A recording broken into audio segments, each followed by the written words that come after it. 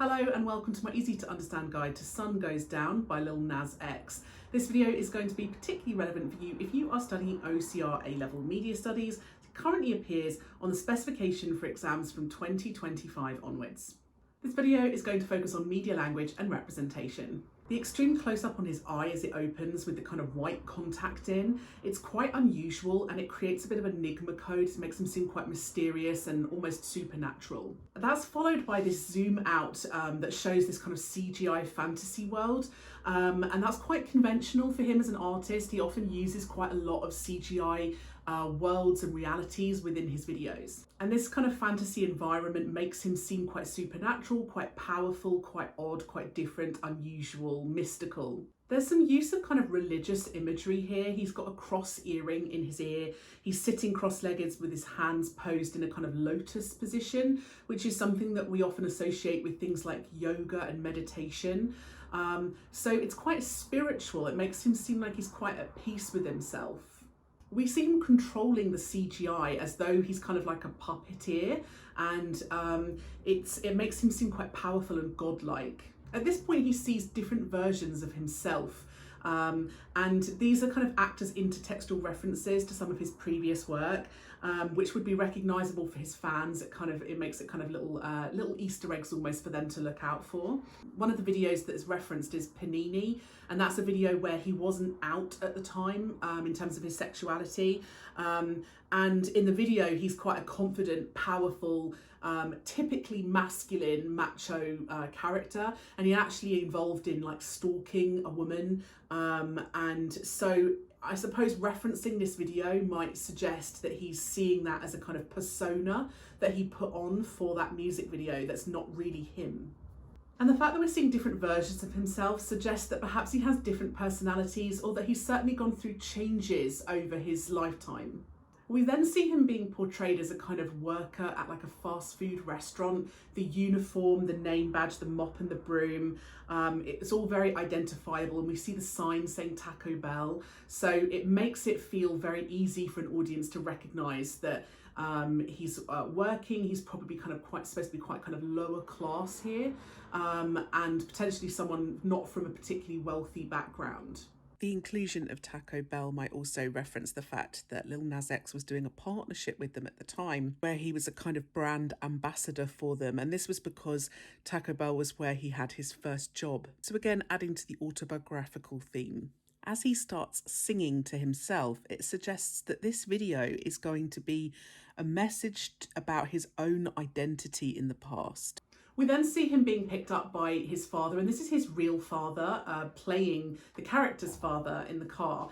And again, that's something that might engage an audience. It might also suggest how he feels about his relationship with his real dad as well. They don't really talk in the car, and it's, you know, he's singing, the actual lyrics of the song are about him being bullied, and his kind of face is turned away. And it's this idea that perhaps men don't really talk, they're not very emotional, and they don't really have a proper conversation. So it's kind of reflecting ideas maybe about toxic masculinity. And it's also reflecting ideas that young people have a lot of issues that their parents don't really understand. And it's open to interpretation as to what that means. Does his dad judge him? Is his dad supportive? You can't really tell, and I think different audiences will interpret that representation differently. Some of the lyrics here talk about particular issues to do with ethnicity, and how young black people in particular feel in terms of the way they're compared to white people in the media. So he sings about his lips potentially feeling as though they're too big. He talks about, was I too dark? And so potentially reflecting emotional issues that young black people often think about due to pressures that they find in the media and due to discrimination that they find in media and society. In the lyrics, he mentions gay thoughts, and this introduces us to the kind of LGBTQ narrative of the music video. The image of the praying hands here may connote that there are religious attitudes towards LGBTQ communities. The praying hands might also suggest that he might literally be praying or pleading for his life to change. Lots of recognisable imagery here that is super familiar to us from sort of teen movies, you know, the jock jacket, and that's very engaging for a young teen audience. and it makes it easy for us to understand the characters and the way they're acting towards each other. In the lyrics, he mentions stanning Nicki, which is a reference to Nicki Minaj. These images reference the fact that in the past, Lil Nas X ran a Nicki Minaj fan page for many, many years before he was open about his sexuality. Despite denying being a fan of hers and running the page at the time, he has since admitted that he was a huge fan of hers. He was worried that by admitting it, it might make it obvious that he was gay and that might ruin his career. So by openly referencing it here in this video, it shows how much more confident he is about being more open about his sexuality. It kind of suggests that maybe social media is like a safe community where he was able to communicate with other people who liked the same artist as him, and that social media can be a safe space for young people, particularly from LGBTQ backgrounds, to kind of discover a bit more about their identity. Although it's worth noting that a lot of Nicki Minaj fans complained, saying that he was just using her name in his songs for kind of popularity and to gain clout, and he ended up apologising and saying that he wouldn't reference her anymore.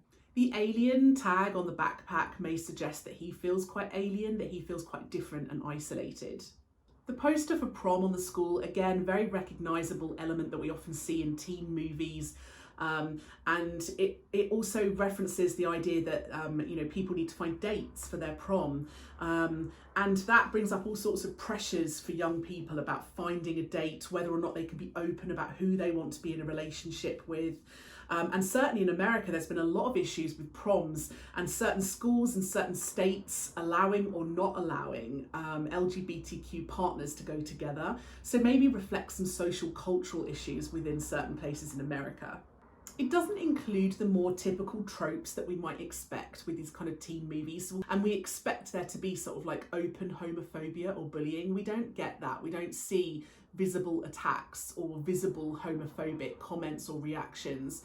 That might be to do with wanting the video to remain quite positive and hopeful.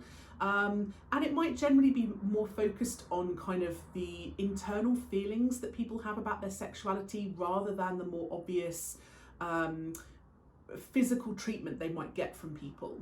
His white suit and ruffled shirt make him stand out. It's quite a quirky outfit. It shows perhaps that he's kind of growing in confidence, but it also makes him seem a little bit different and unusual in comparison to everyone else. Lots of eyeline match editing here as he looks around the prom at different people.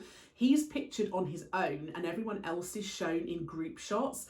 And that contrast, the binary opposition, makes it seem as though he's quite isolated and lonely and everyone else has got a group of friends. And it also emphasises the way he's comparing himself to these kind of straight heteronormative relationships.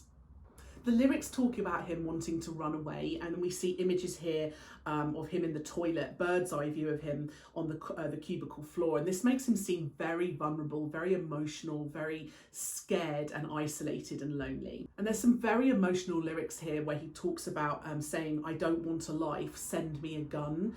And you see a tear on his face. And there's very much this kind of brings in these narrative themes about peer pressure, mental health issues, and it reflects the fact that there are a lot of mental health issues associated with being part of LGBTQ communities, feeling like you can't be honest, feeling like you can't come out, feeling discrimination, feeling judgment, and the link between those issues and potential issues of things like depression and suicide. So introducing some quite dark narrative themes here.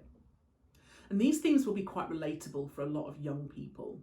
The crying here actually challenges representations of typical masculinity within the media. We often don't see men showing emotion in the media, so him crying and seeming very emotional is quite unusual, and it makes him seem like quite a sympathetic character.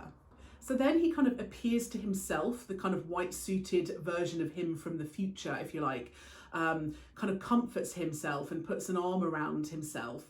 And he's kind of singing to him. He says there's much more to life than dying. So he's providing comfort to himself here. There's lower angle shots here used of him, showing that he's more confident, more brave. We then see him going out in the crowd dancing, and he's framed in lots more group shots. And that's to show that he's now made connections with people and that he feels a lot more part of these kind of groups. The slow motion shots with the kind of hands up in the air, it feels a lot more hopeful and optimistic and fun, like he's having a much better time. And then we get the track back into the very extreme close-up on the eye that goes white again. And again, this kind of feels quite mystical, as though he's a prophet. Can he now see himself in the future?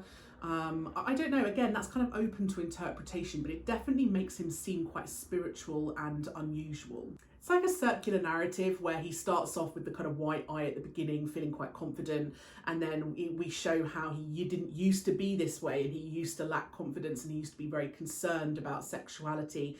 And then towards the end, he gains that confidence back and the eye goes white again. So it's kind of the narrative kind of goes full circle here. With the two ends of the video seeming a little bit more kind of fantastical, the middle section certainly feels a lot more realistic, realistic locations like schools and fast food restaurants, more realistic kind of costumes and characters.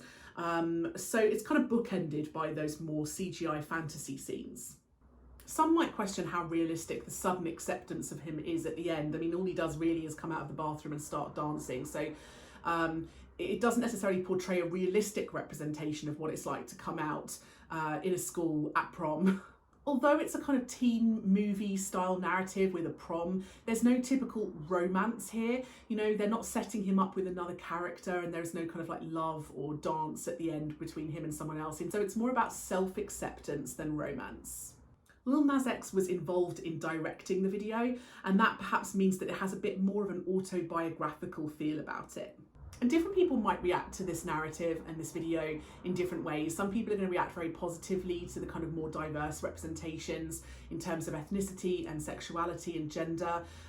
Some people will always react badly to stuff like this. There will always be some more closed-minded people who don't like any narratives about sexuality, or that consider videos like this too woke. So there will always be some people who might take a more negotiated or oppositional reading. So that was my easy to understand guide to Sun Goes Down by Lil Nas X. Don't forget to check out my channel for more videos that might be relevant for you. And if you would like a video that I don't already have, leave a little comment below and I'll see what I can do.